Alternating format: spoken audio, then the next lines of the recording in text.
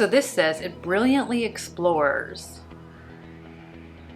So with that, thank you guys so much. I don't know why I keep snapping my fingers. Across the Western world, museums display the spoils of war, of conquest, of colonialism. Ocean's 11 meets the farewell of a portrait. No. Can't read. I really, really do appreciate it. So there you have it. Hi everybody, it's Audrey and welcome back to Chapter and Converse. And welcome to another what's coming out in the month ahead. So we are talking about April now, which is crazy town. Not mad about it because I'm super ready for spring, but I definitely, again, am feeling like, where does the time go? And I also feel like, I thought like the year started out strong with new releases in January. And I feel like with each month as I compile, so I have like a list that I compiled at the beginning of the year and then I keep adding to it as more news comes out. It just keeps getting better and better. So there's so many books coming out this month. I've narrowed it down to just a handful of what is coming out. Things that are on my list, things that I am pre-ordered, things that I pre-ordered, hello. And then a few things that I already have an arc of that I still need to dive into. But as always, without further ado, let's talk about what is coming out in the month of April. So the first book coming out on April 5th is again Rachel by Marian Keyes. And I've talked about this multiple times before. It's the second in a series. Look at me putting myself in a good spot today.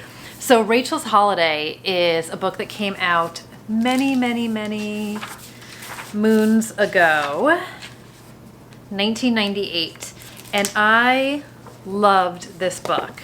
And when this book opens, Rachel is 27 years old. She is living in New York City. Her family is from Ireland. And it says that she is living the fast life with a fondness for recreational drugs and good-looking men. So she finds herself in a hospital emergency room having overindulged, is what it says. And it says, perhaps Rachel does have a bit of a problem, but clearly everyone is overreacting. So she winds up going back to Dublin and she winds up getting into her version of the Betty Ford Clinic. And she assumes it's going to be just like spa and celebrity and basically that she's going on a bit of a holiday and doesn't take it too seriously. And then, of course, she is forced to take it seriously. So she's doing the group therapy and she's trying to make the best of the situation. And then she meets a guy named Chris in rehab. And it says he might just be Rachel's salvation or the worst trouble she has ever known. So one of the things that I love about Marian Keyes' books is she tackles some really difficult subjects, but she does it with levity at moments. She does it with hope. She does it with redemption. She does it with honesty. There are dark moments to this book. There are emotional moments to this book. It is just very gripping. The characters are always so great. And I just love how she portrays the struggles that people go through and how Rachel's point of view changes so much from the beginning where she's just sort of party hopping and thinks it's no big deal and doesn't take anything very seriously until she is forced to. And the book that's coming out on April 5th, I had to think for a second, again, Rachel picks up Rachel's stories all these years later. So it is the second, obviously, in the Rachel series. It's part of the Walsh series. The only thing I would say is definitely read Rachel's Holiday first. So I am rereading this before again Rachel comes. I keep saying the names wrong. I haven't read this book in forever.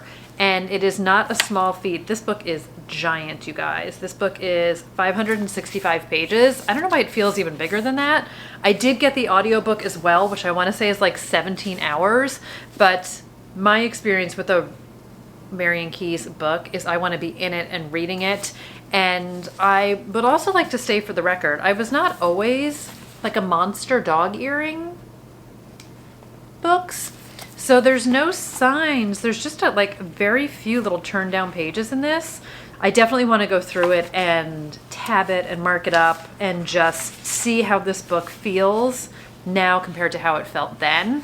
Marian Keyes is also recovering alcoholic, and she has been very honest with her struggles with addiction and with her mental health. So there is just such a great reality to the stories that she writes as well, and the struggles that her characters are going through. But I've said it before and I've said it again. If you have not read any of her books, they're just so beautifully well done. I haven't read one in so long, and I'm kicking myself for it, especially because I sit here and talk about how much I love her. But I'm really excited to reread this and then to read again, Rachel. The second book I want to talk about is also part of a series, and it's Dead Wind by Tessa Wiegert. So I messed up last month because I had completely talked about this book, and then when I was looking at my sheet, I was like, oh my gosh, this comes out in April. Like, I totally have it wrong. It's not March. The ebook of this came out on March 1st. The physical book is coming out April 5th. So sorry I didn't give you good warning last month, but it's the third book in a series. So if you haven't started in the series yet, you still have some time to get caught up. And I actually have the e-arc of this at NetGalley, which I haven't read it yet because I still need to read the second book in the series. So I know it's a lot. So the second book is called The Dead Season. It's up super high. The first book is Death in the Family, and this follows Detective Shayna Merchant. So when Death in the Family opens, she is a detective in Manhattan, and she winds up leaving the city and moving to upstate New York with her boyfriend.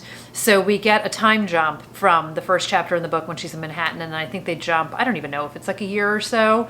And then when we meet her in upstate New York, she's been there for a few months, and she kind of is on her first kind of big case with her partner up there. And they live in this small town where not a lot of really bad things happen, and they get a call to an island, fancy people who own an island, big fancy family, that the grown grandson of the matriarch of the family has gone missing, and there is blood in his bed, but there's no sign of him.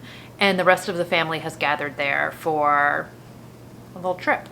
So Shayna and her partner wind up going out to the island. Weather intervenes. We get an isolated mystery. And I really enjoyed it. I enjoyed Shayna. I enjoyed the writing. I enjoyed the characters. I thought it was really well done. I was totally in for it. Read the book. Don't do the audio. I'm sorry, but the audio is not good. And the second book will continue to follow Shayna's story. So I don't know too much where the book goes to in the second one, but I think, I don't know if she goes to her hometown or if that's the third book. Again, I hesitate to read ahead because I don't want anything spoiled for me, because that's happened before with other books when I have looked at the back of the book. But I am very excited to read this book. Again, I really enjoyed Tessa Wiegert's writing. So if you are looking to get into, it's not like hard-boiled detective series, but it is police investigation. So I feel like it's a step up from Agatha Christie, but it's not like a hard-boiled, gritty detective novel. I very much enjoy the procedure of it all, but there's a lot of character to it as well. So very much enjoy her books, and I am excited to be reading this one. The next book is Fool Me Once by Ashley Winstead. So you guys know In My Dreams I Hold a Knife was one of my favorite top 5 books of last year. So I'm going to read and buy anything and everything that Ashley Winstead puts out. So this book is actually more of, I don't know if it's rom-com or if it's just romance mystery, not totally sure, but this has a romance element to it. She does have another book coming out later this year, which I can't wait for, The Last Housewife, which is supposed to be like the darkest and most messed up book ever, which I can't wait for. But I'm still going to read this one because I'm very curious about it. And then also, side note, bonus, the paperback of In My Dreams I Hold a Knife is also coming out in April. So Ashley Winstead is kind of winning the year already, I think. But this one is, it says, A Fierce and Funny Battle of the Exes. So this explores the chaos of wanting something you used to have. So we follow Lee Stone. She's a 21st century woman kicking butt at her job as a communications director at a woman-run electric car company that's better than Tesla. Thank you very much. And after work, she is stoner, drinking guys under the table and never letting any of them get too comfortable in her bed. Because Lee has learned one big lesson: never trust love. So 4 major heartbreaks set her straight, from her father cheating on her mom, all the way to Ben Lederman in grad school, who wasn't actually cheating, but she could have sworn he was. So she reciprocated in kind. And then now, 5 years later, Ben shows up. Bum, ba-dum, bum, bum. He is a policy expert for the most liberal government in Texas history, just as Lee is trying to get a clean energy bill rolling. Things get complicated and competitive as Lee and Ben are forced to work together. Tension builds just as old sparks reunite, fanning the flames for a romantic dust-up the size of Texas. So this definitely sounds like a beach read, maybe a Love in Other Words, Christina Lauren kind of a vibe to it. So like I said, I am all in. I have no doubt that she's going to have just tremendous characters, and I love her. I just absolutely love her to pieces. I've read one book by her. She's written one book that has come out so far, and I am 1,000% in. So I'll be reading this one for sure. The next is Portrait of a Thief, and this is by Grace Lee, and this reminded me very much of Fake by Erica Katz, which I talked about earlier this month, which is in the art world, and it is about forgeries. So this one says it's Ocean's 11 meets The Farewell. I don't know what The Farewell is, but work with me here. A lush lyrical heist novel inspired by the true story of Chinese art vanishing from Western museums, the colonization of art, and the complexity of the Chinese American identity. So it says history is told by the conquerors. Across the Western world, museums display the spoils of war, of conquest, of colonialism. Priceless pieces of art looted from other countries, kept even now. Will Chen plans to steal them back. So Will is a senior at Harvard, and he is the perfect student. He's an art history major and a sometimes artist, the eldest son who has always been his parents' American dream. But when a mysterious Chinese benefactor reaches out with an impossible and illegal job offer, Will finds himself something else as well, the leader of a heist to steal back 5 priceless Chinese sculptures looted from Beijing centuries ago. So we have a $50 million prize on the table, a chance to make history if they succeed. But it says if they fail, it will mean not just the loss of everything they've dreamed for themselves, but yet another thwarted attempt to take back what colonialism has stolen. So Will puts together a crew to help him out with this. So we have Irene, who's a public policy major at Duke. We have Daniel, who's a pre-med student. And we have Lily, an engineering major who races cars in her free time. She's going to be the getaway driver. And then we have Alex, who is a hacker, an MIT dropout turned Silicon Valley software engineer. And it says each member of his crew has their own complicated relationship with China and the identity they've cultivated as Chinese Americans. But when Will asks, none of them can turn him down. So this definitely has the Ocean's 11 feel of it, which I loved that movie. I feel like I need to know, go find out what The Farewell is because I don't know what it is. But this just sounds really fun. And I'm seeing some great pre-reviews for this one. And I'm totally in. I am absolutely in on this book. I am here for some heist stuff. And yeah, it just sounds like a great time. Next up is the latest one from Sally Hepworth, and this is The Younger Wife. So she wrote The Good Sister, which I read last year, and I loved. And I just recently listened to a podcast of her. I will list the podcast down below because I want to say it's Olivia's book club is what it's called. I randomly stumbled upon it and have been diving into interviews, but it was an interview for when she did The Good Sister, and it just made me love Sally Hepworth even more. So I'm very excited for this book. Even though I was already excited for it, I'm doubly excited now. So this is domestic suspense about the tangled vines of family secrets. So in this one, we have the husband, the daughters, the former wife, and the younger wife. So Stephen is our husband. He's a heart surgeon. He's at the top of his field, and he's getting married again. But first, he must divorce his current wife, even though she can no longer speak for herself. So the daughters are Tully and Rachel, and they are not totally jazzed about Dad's new fiancée, Heather, and they think that she is after his money, and she's also a little bit younger than both of them, so they're not totally down with that. And then we have his first wife, their mom, who is in a precarious position. Tully and Rachel are determined to get to the truth about family secrets, the new wife closing in, and who their father really is. And then we have Heather, who is the younger wife with secrets all her own. Will getting to the truth unleash the most dangerous impulses in all of them? So again, I am totally here for this book. I have been sleeping on Sally Hepworth, and I have The Mother-in-Law, probably somewhere super obvious, and I haven't read it yet, but I've heard great things about it. But I was just blown away by The Good Sister, and it's one of those books, I did the audiobook of it, and I am horrible when I do recommendations videos about thinking about ebooks and audiobooks because I'm always just looking at my shelves for recommendations. But that was such a brilliant book. I highly recommend it. Fern is one of my favorite characters that I have read in ages. So sidebar, you can grab that one now. I would totally read it. And then I'm really interested in this one. I do have an arc on NetGalley of this book as well, so I will be reading it. And I will let you guys know what I think. But like I said, I very much enjoyed Sally Hepworth, but after listening to that interview with her, I just love her even more from an author perspective, and she just seems like a really cool woman. So I'm here for her latest book. The next book I have is a YA book, and this is Very Bad People by Kit Frick. So Kit Frick wrote I Killed Zoe Spanos. I feel like, oh, it's over here. You're not going to maybe be able to see it. And I really enjoyed that book. So this was a book that I read a few years ago, and then I found out that it was her homage to Rebecca, which I read after the fact. So I actually want to go back and reread this book, Zoe Spanos, because I feel like I'll get more out of it. But either way, it made me very much fall. That was the first book I read by her, and I like fell for it.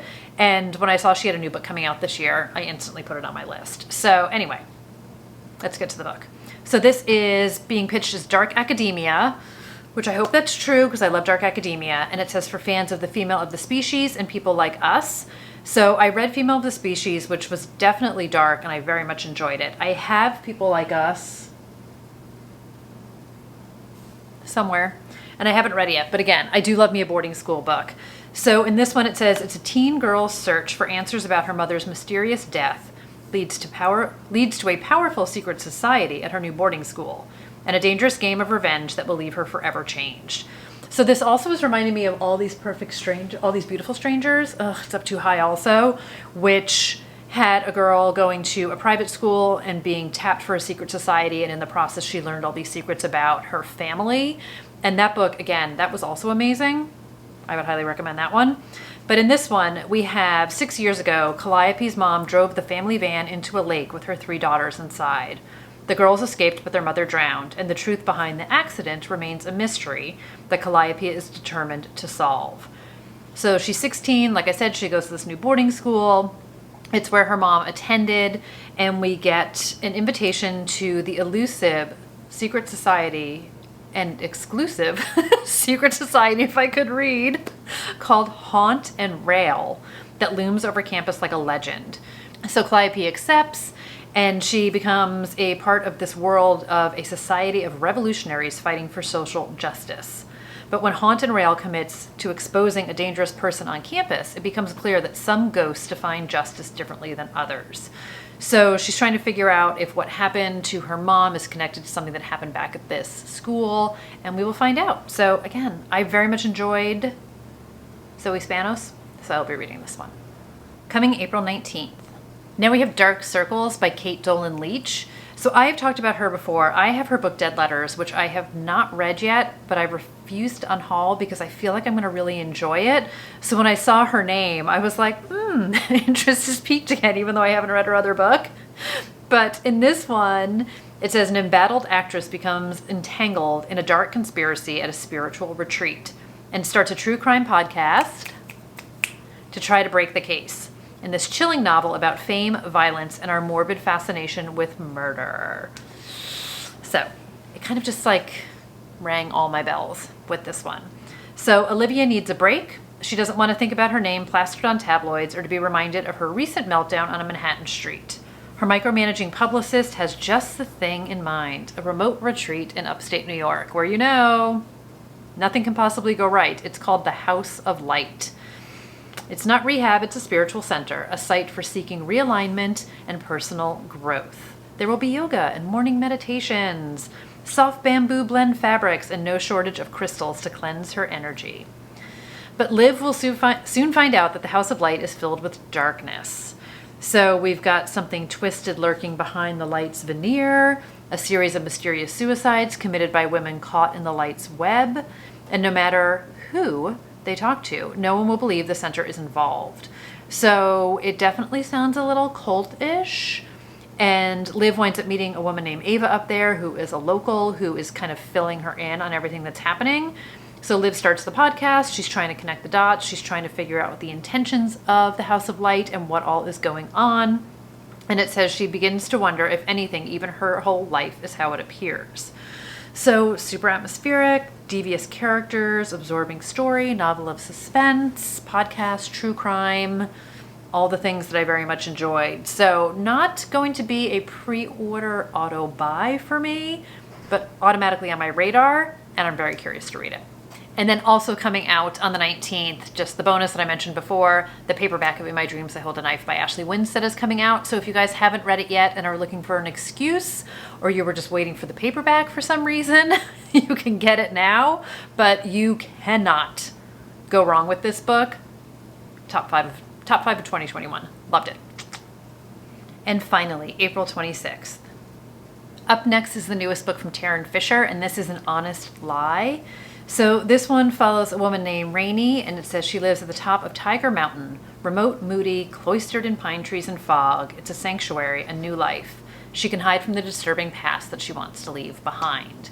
But then she decides to go on a girls' weekend to Vegas because why not? Even though she reluctantly agrees, it should be noted.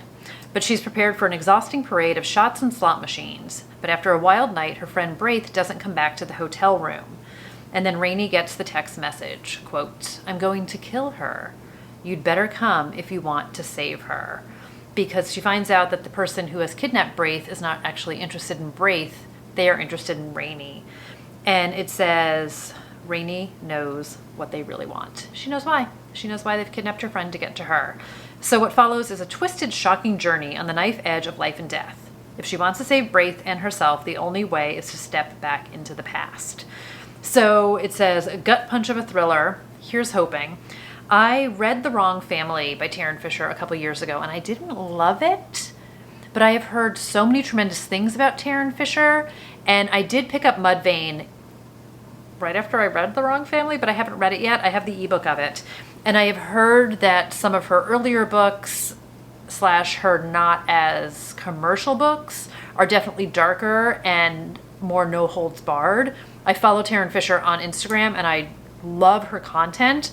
I find her just like empowering and encouraging and just so raw and real and pure honesty and just such a pleasure to follow in that way. Like she does advice blurbs and she's always just sharing things about her life. Like I find her content to be such comfort to go to, but I also love just sort of her great humor about everything. So I'm curious, I sort of have like antenna up on this book. I have seen one early review that was not so great. Like I read that somebody had DNF'd it, but I take it all with a grain of salt. But again, I would like to dive into some of her earlier work as well, but I would be remiss to not highlight this one since there's a new one coming out. So just wanted to let everybody know. The next book is a memoir, and this is Viola Davis's Finding Me. So this one, it says, in my book, you will meet a little girl named Viola who ran from her past until she made a life-changing decision to stop running forever. So I just love her. I think she is such a talented actress. She's done so many things, but her Annalise Keating is like, I just love her in Annalise Keating and How to Get Away with Murder. Like, I just think she is so talented. I just love what she did with that entire character from like soup to nuts. Just all the complications and darkness that live in Annalise. And I find her so interesting. I've watched so many interviews with her. She's another person I follow on Instagram and I just really enjoy her content. But this is her story. It says, from a crumbling apartment in Rhode Island to the stage of New York City and beyond. It's the path I took to find my purpose, but also my voice in a world that didn't always see me. So I have no doubt that this is going to be just beautifully written and full of just honesty and encouragement. And I just get the sense that this is going to be one of those books that's sort of like gut-wrenching, but emotional, but like crying because you're happy and crying because you're sad. And I hope that she like narrates the audio. I feel like how could she not? So I will definitely be looking into finding the audiobook of this when it comes out. So I love the blurb on this because she talks about how the truth in our stories are not given close examination and how you have to reinvent your stories to fit them into the crazy, competitive, judgmental world. And she says, so I wrote this for anyone running through life untethered, desperate and clawing their way through murky memories, trying to get to some form of self-love. For anyone who needs reminding that a life worth living can only be born from radical honesty and the courage to shed facades and be you. I'm just such a fan. Like I said, she's done so many amazing things in movies and TV shows and Broadway, and I just think this is going to be brilliant. I think it's going to be brilliant. So the next book is I'll Be You by Janelle Brown, and this is about two identical twin sisters and former child actors who have grown apart until one disappears and the other is forced to confront the secrets they've kept from each other. Twisty suspense novel, best-selling author of Pretty Things. I do have Pretty Things. I haven't read it yet. I know. I feel like this is also my other tagline. Dark and messed up people doing dark and messed up things. I have it, but I haven't read it yet. But this one is about Sam and Ellie. And it says they were two halves of a perfect whole, gorgeous identical twins whose parents sometimes couldn't even tell them apart. They fell asleep to the sound of each other's breath at night, holding hands in the dark. And once Hollywood discovered them, they became B-list child TV stars, often inhabiting the same role. Is anyone else thinking Mary-Kate and Ashley? So as the girls got older, they went their separate ways. So it says Ellie reinvented herself as the perfect homemaker, married to a real estate lawyer, living in a house just blocks from the beach. Meanwhile, Sam has never recovered from her failed Hollywood career or from her addiction to the pills and booze that have propped her up for the last 15 years. So then we find out that Ellie has gotten divorced. She has adopted a 2-year-old girl, and she has checked into a mysterious spa in Ojai. But Sam can't get in touch with her, and it says, is her sister just decompressing or is she in trouble? Could she have possibly joined a cult? As Sam works to connect the dots left by Ellie's baffling disappearance, she realizes that the bond between her and her sister is more complicated than she ever knew. So again, definitely on my radar, not an auto buy for me, but an auto interest for me. This is giving me slight Like a Sister, Kelly Garrett vibes. So I will also be like keeping my radar up for this one. I do enjoy a good sister book. And I feel like I'm going to be thinking of Mary-Kate and Ashley the entire time, even though this obviously is not them. But missing twins, twin things. And then also that Kate Dolan Leach book, Dead Letters, I talked about is also about sisters and one of them going missing. So I don't know, maybe the universe is telling me to read Dead Letters first. But either way, on the radar. This book. And then we have the new Jennifer McMahon book, The Children on the Hill, is coming out. So I read The Drowning Kind last year. I loved it. I was going to read The Winter People this year in the winter, but I didn't read it. But I could read it any time of year. Doesn't have to happen in the winter. But The Children on the Hill is coming out. So typical Jennifer McMahon, I will say, having only read one of her books, but having a couple other ones and reading the blurb on them. So this is pitched as another genre-defying new novel inspired by Mary Shelley's masterpiece Frankenstein, brilliantly exploring the eerie mysteries of childhood and the evils perpetrated by the monsters among us. So in 1978, we are at a treatment center in Vermont, and we have brilliant psychiatrist Dr. Helen Hildreth, who is acclaimed for her compassionate work with the mentally ill. She is also a grandmother to Violet and Eric, and it says when she is with them, she provides them with all the care and attention and love. And then one day, Gran, Dr. Helen, brings home a child to stay with the family. Iris is silent, hollow-eyed, skittish, and feral, and does not behave like a normal girl. But Violet is thrilled to have a new playmate. Oh, Violet, this is not going to end well. So Violet, Eric, and Iris do everything well. Do everything together. They do everything well. They do everything together. And they invite Iris to join the Monster Club, where they catalog all kinds of monsters and dream up ways to defeat them. They have a secret clubhouse, and oh no. And I fear for these children. And then in 2019, Lizzie Shelley, wink wink, a little bit of love there for Mary Shelley, is the host of the popular podcast Monsters Among Us. She's traveling to Vermont where a young girl has been abducted, and a monster sighting has the town in an uproar. She's determined to hunt it down because Lizzie knows better than anyone that monsters are real, and one of them is her very own sister. So, haunting, suspenseful, page-turner. It says a breathless journey to face the primal fears that lurk within us all. Jennifer McMahon definitely writes some creepy stuff, you guys, so I am here for it. This one definitely sounds, I feel like this sounds creepier than The Drowning Kind, but I've also heard The Winter People is like uber creepy, and I haven't, like I said, I haven't read it yet, but either way, she's another author who I follow rather obsessively. I enjoy her content as a reader and as a writer, and I find her interviews really interesting. I find her inspirations really interesting. She posts some great content as well. So if you are someone who likes to dive deeper into the authors or the backstory or sort of the story behind the story, I would definitely give her a follow as well. I just think she's great. I just think she's absolutely great. And then the last book I have for April, I actually have it, and it's Unmasked by Paul Holes. And this is My Life Solving America's Cold Cases. So this is a memoir. Celadon sent this to me. Thank you very much, Celadon. I'm so excited for this one. And I did talk about this, I want to say it was in a vlog, or it was in a haul maybe when I first got it. So Paul Holes is a retired cold case investigator, and he is the detective who found the Golden State Killer and has been involved in so many cases over the years, including Lacey Peterson, the kidnapping of JC Dugard. I'm really interested in this one. You guys know I love me some true crime. I gobbled up the Golden State Killer story. That Michelle McNamara book is brilliant. It is so well done. I hugely recommend it if you guys have not read that one yet. Not easy content by any stretch of the imagination, but such a well done, well-researched, well-crafted book, even though parts of it were put together after she had passed away. It's so beautifully done and so well done, and sort of the love for her and the work that she did and her mission to find the Golden State Killer. And then in this book, so we got to know Paul Holes a little bit through that, which is why I feel like so excited for this book too. And I know he talks about Michelle McNamara in here, but he recaps, you know, it's a memoir. So he talks about cases he's worked on. He talks about his career. He talks about how it just took over everything. And he says, crime solving for me is more complex than the challenge of the hunt or the process of piecing together a scientific puzzle. The thought of good people suffering drives me, for better or worse, to the point of obsession. So he talks about sort of how his job has taken over his entire life. And it just says, a deeper question eats at me as I ask myself, at what cost? I have sacrificed relationships, joy, even fatherhood, because the pursuit of evils always came first. Did I make the right choice? It's something I grapple with every day.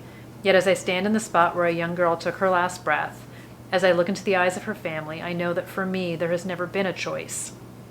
I don't know if I can solve your case, I whisper, but I promise I will do my best. It is a promise I know I can keep. So this just sounds, I feel like I'm gonna cry, like just reading that blurb on the back. Feels like super emotional, but I think it's just gonna be a really interesting look at his work and a real interesting look at how his career has impacted his life. And yes, he has had all these tremendous successes and has done so many wonderful things and has brought peace and closure to so many families and solving all of these crimes, but at what cost to him and to his family and to his life. So this one just sounds like it's really going to pack a powerful punch, and I'm really looking forward to reading it. And again, I'm super grateful to Celadon for sending it to me. So what a great way to end the month of April with this book. So that's going to do it for, again, just a snippet of what is coming out in April. Let me know if I have talked about the book that you are most looking forward to, or of course, what I am missing, because I know I am missing something every week when the books come out, the release list. I'm always like, I missed that one, but you know, that's part of the fun, right? So anyway, thank you guys so much for watching today. I hope you find these videos helpful. I don't know if you do or not. I enjoy doing them because I like to know what's coming, and it just sort of gets me excited, like I said, about doing a reread like for Rachel's Holiday, or getting caught up on a series that I'm really excited about, or just shouting about authors that I absolutely love, and of course, finding new authors. It's all, you know, we all know how this works here. So on that note, thank you guys so much for hanging out today and spending part of your time with me. And I will see you guys in another video. So until then, take care. And yeah, I'll see you when I see you. Bye, everybody.